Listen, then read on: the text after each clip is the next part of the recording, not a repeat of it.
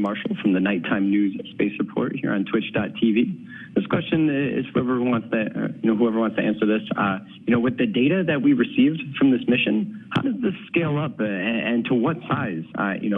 Would this mission give NASA now the confidence to send, a whole colony or swarm of these darts up there? And are we going to have any on standby? We appreciate all your hard work and congratulations again on a successful mission.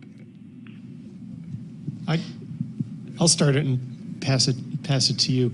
So we have a physics understanding of how impacts should scale with size of target and size of impactor and velocity of impactor. If we are ever in a situation where we have to actually deflect an asteroid, we'll want to look at the situation very carefully, because any such event would be very situational. It would depend on the orbit of the dangerous asteroid, the nature of the asteroid. We would want to find out as much as we can about it, the accessible trajectories, how could we get there, how soon could we get there. All of these things play in before you can even begin talking about, well, should we use one large impactor or several smaller impactors? Is a kinetic impactor really even the best choice at all?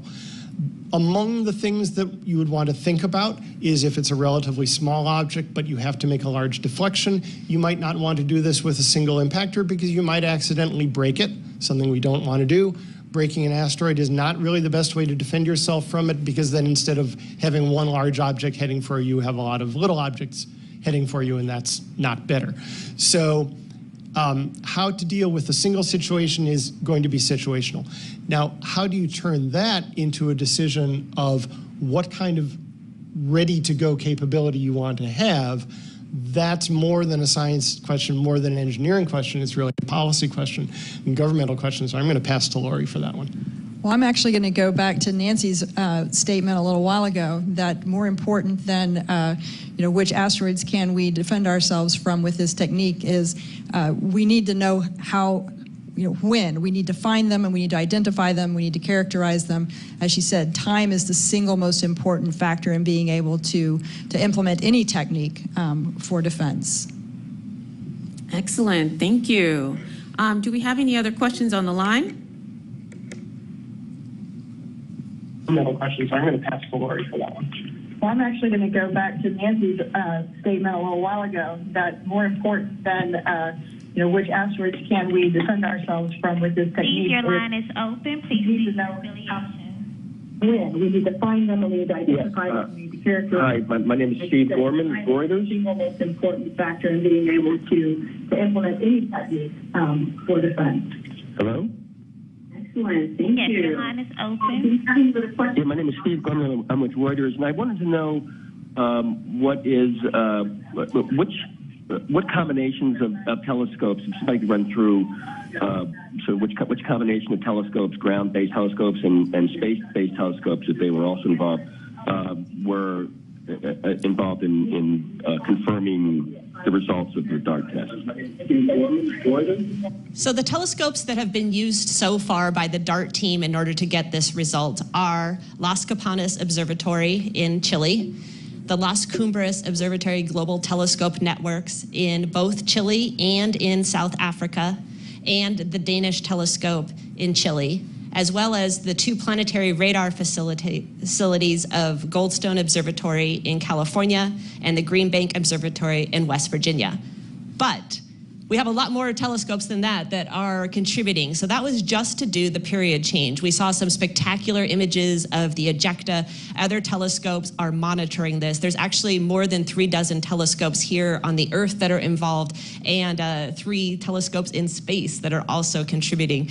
So I really would direct you to the DART website to get that full map of all of those telescopes and their locations. This is a very initial result where we've had contributions from highlighting these 6 facilities, but many more facilities are contributing to DART's global observation campaign. And to just add one note to that, you'll notice that the observations so far have predominantly come from observatories in the southern hemisphere. This is because Didymos is in the southern sky, but it's moving north. And so in not very many more days and weeks, it will be accessible to telescopes in the northern hemisphere, including multiple observatories in the US. Okay, we have time for two more. So operator will take one in the room. Please come to the mic, state your name and media affiliation. Hi, this is Sam again from AFP. Nancy, just on the breakdown of the telescopes again. The first four you mentioned were all optical, then there were a couple of radar. Does radio also have a part to play, or potentially, or in addition to that, or is that not the case? Sorry, it's a kind of a technical question. No, I mean, there's a lot of different things. I mean, really today we've been focused on this period change result, and so those are the six that have contributed to that result for the team. Okay, great. We'll take two more on the phone line. I understand we have more. Jeff, your line is open of NPR. Please state your full name. Hi there, Jeff Bumfield with National Public Radio. Thanks for taking my questions. I had two. One was, so am I understanding that there is no sort of follow-up SMAC and asteroid mission with a bigger impactor or any sort of plans for follow-up missions along the lines of DART, that this is it for now? And then secondly, could you explain a little more about how the ejecta helped the asteroid move? So what was the mechanism when the impactor hit? Why did this additional ejecta come off, and how did that move the asteroid? So this is Lori. I'll take the first part of your question about what's coming next in planetary defense. The DART mission was an incredible demonstration of this first ever test of its kind. We certainly want to make sure we analyze the data and really understand very well what we've done here as we think about other potential demonstrations that could occur in the future, either of this technique or other mitigation techniques. But we are in the planetary world within NASA. As Nancy mentioned, we have a decadal survey that the National Academies provides to us. And as Nancy said, planetary defense was an important part of that National Academies study that was just released in April. And they've actually provided for us the highest priority activities that we should be focused on in the coming decade within planetary defense. And those highest priorities are, first of all, as we've noted, the ability to be able to detect and characterize these objects, that being the single most important factor that we need to know is which ones out there are potentially dangerous and when might they be potentially dangerous. And so that's the Near Earth Object Surveyor mission, which is underway.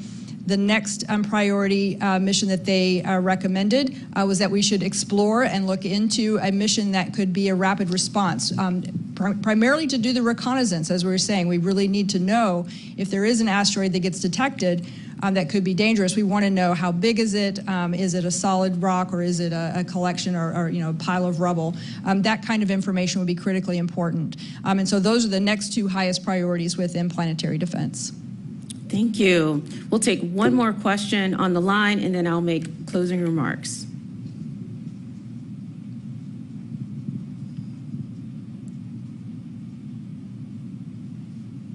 Megan, your line is open. Please state your affiliation and full name. Hi there, Megan Bartels from Space.com, and thanks for taking my question. This is particularly for Nancy, but if others want to chime in, that's great. Those fabulous images that you showed from Hubble and others, how does the ejecta and plume that you see there compare with sort of the most dramatic scenario the team had hoped for? And did that debris at all complicate the orbital measurements to determine that 32-minute change? Thank you. The images of the ejecta truly are spectacular, and it's just fabulous that telescopes and in space and around the Earth are continuing to share this and understand what's happening. The period change is what it is. This has been imparted, and so this continuing evolution of the ejecta, is obviously no longer really contributing to that and creating this spectacular tail that you're seeing. When the team considered this, like Tom's last picture, I think so nicely showed, every little wiggle and every little thing that the Italian Space Agency Licia Cube so dramatically shows there to understand the ejecta. This is beyond the resolution of the models that were done, but is a wealth of data that the team's going to be digging into to really understand this event. And it's very exciting to be in this position to be doing this now. Excellent. Thank you so much, everyone, for participating, especially our speakers here at NASA headquarters, and also Mr. Giorgio Sococha, who is joining us on the line, and media who came to attend here today. For more information about the DART mission, you can go to nasa.gov/DART and also follow us on social media. For additional media questions, if you did not have the opportunity to ask questions either in the room or on the phone, please follow up with Josh Handel, who's here over there, and he'll be happy to answer any questions before your deadline. Thanks, everyone, and have a good rest of the afternoon.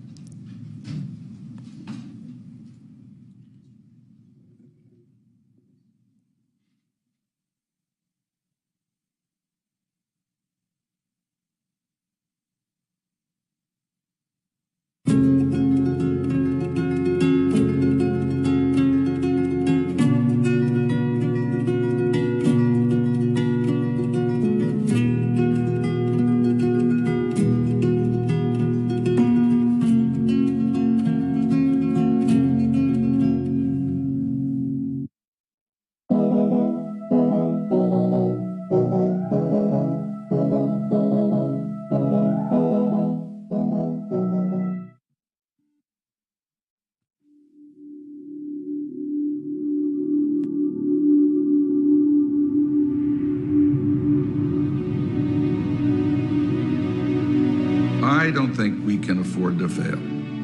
I don't think failure should be an option.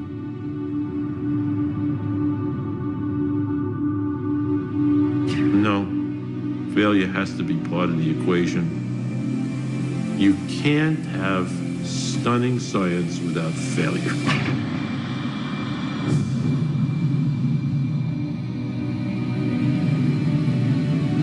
I think the people who have success without having failure don't appreciate it nearly as much as those of us that have lived through the failures. The laboratory doesn't seem to acknowledge the failed missions, have kind of disappeared. It's interesting when there is a loss, people who suddenly go away, who don't want to be associated with the failure or who don't want to set the record straight. We want to bury our losses. I think that it's the pain we can't accept. I think it's the personal anguish. It's the damage to the reputation. That fear has kept us from being even bolder than we have been, although we've been very bold. We hurt ourselves by describing the process in terms of winners and losers. You don't know how close you are to the edge. And the honest with the successes and the failures about an eighth of an inch apart. So we stumbled, but let's go back and see what we can learn from that and try it again.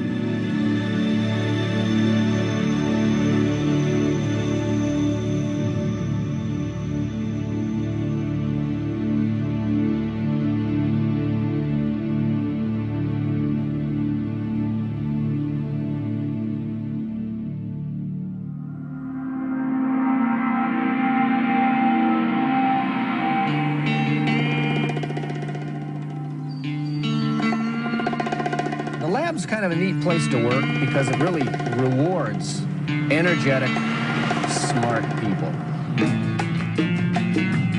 You have people in the lab that have been working here a few years and they talk about, they ask, how do you advance? There's two keys to success at the lab, really only two: credibility and visibility.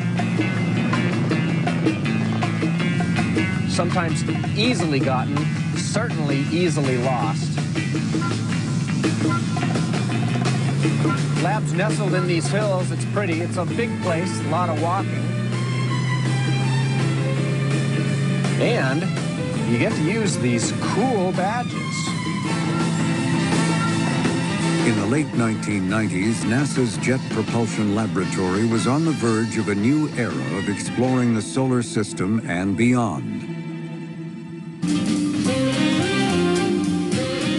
Just ahead were 6 new missions, slated for launch in just 6 months.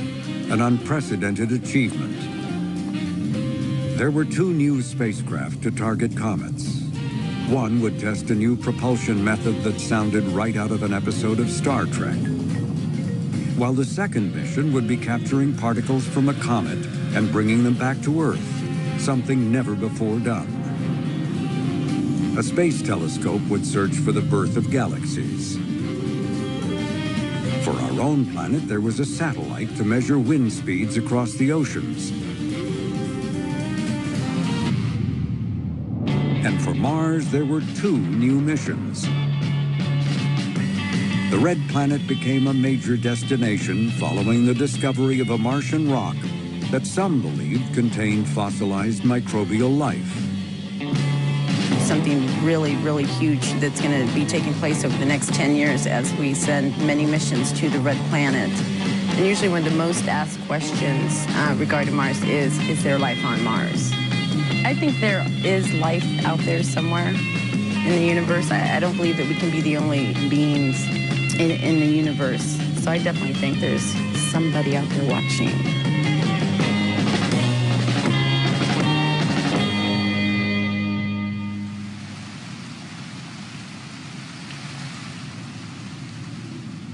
These new missions were signs of how far Director Ed Stone had steered JPL in a new direction. One that emphasized smaller, less expensive, but more numerous missions. I had come to believe that we had done the major global exploration missions, and we really needed to move on to a new frontier. And the question is, what was that frontier going to be?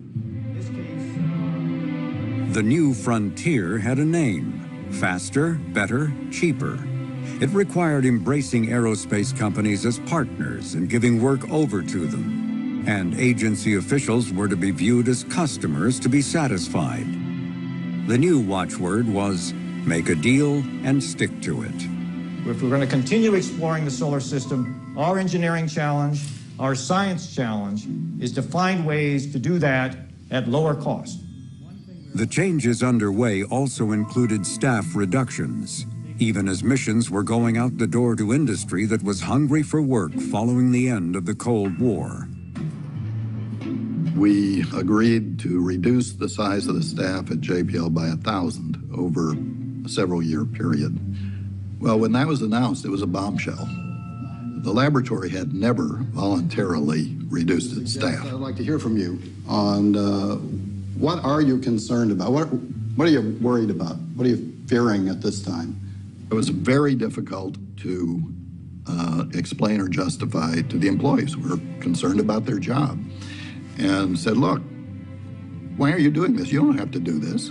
My budget hasn't been cut. Why me? One of my concerns is that there is It colored everything we tried to do. It was a grinding downsizing, you know. Every year you'd ratchet down a little more, a little more, a little more. But back in the back there? What should I be doing? Where should I be going for careers? Things like that. Are we going to build spacecraft, or is that industry? Where to go and what to look for in the future is real confusion.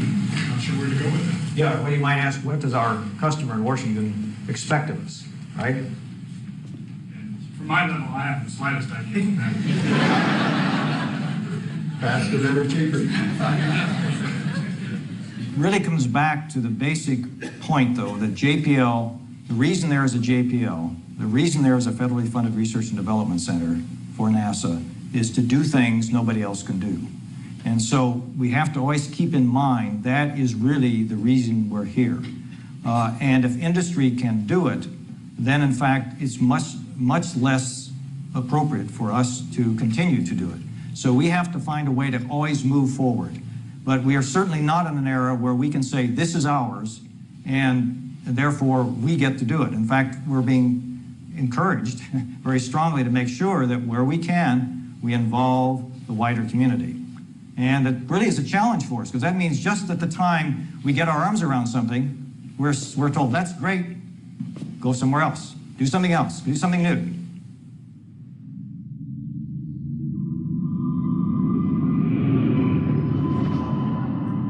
There would be no better example of doing something new than the 4th of July landing on Mars in 1997.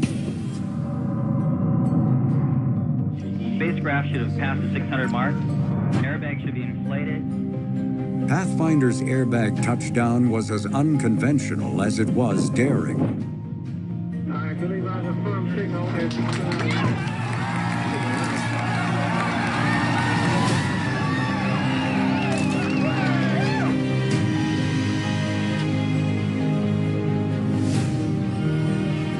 And after bouncing to a halt and unfolding, a tiny rover had trundled off the lander, the first wheels ever to roll on Mars.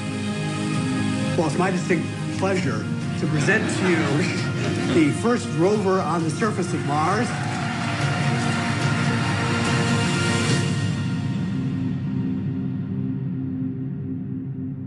The combination of an airbag landing, the tiny rover, and emoting engineers and scientists made for something very different than the typical NASA mission. Yeah, opening a new era of exploration, as in the framework of the faster, better, cheaper, actually starts tonight.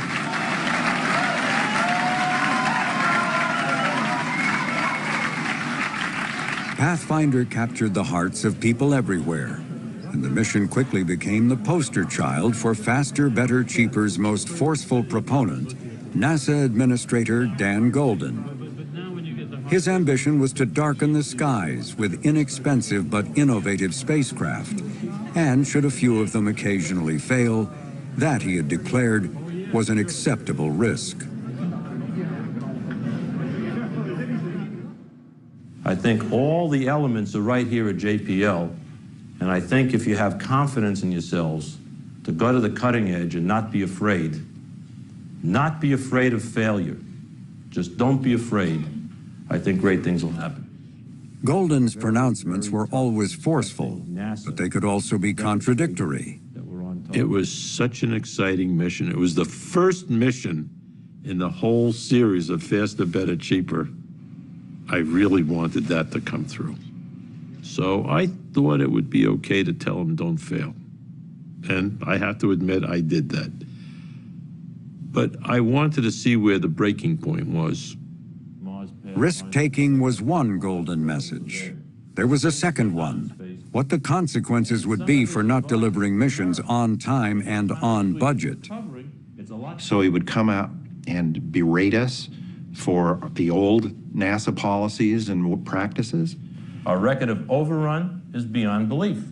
Our record of not delivering on our promises is very open.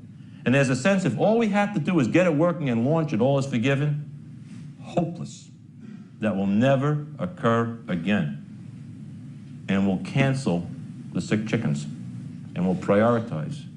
Darwin is going to reign supreme at NASA of the future. And then he would jump up and down with joy at the liberties we were taking. Remember, question authority. You've got to do it. And if you're afraid, you don't belong here. And if we at headquarters or anyone forces a contract down your throat that's stupid, how do they say it? Just say no? I'm serious about that. You better not take it, then take it, and then when a problem occurs, say, I have an excuse. No excuses are accepted. Don't take shortcuts. And if you got a problem, say it, and if you overrun more than 15%, we cancel it.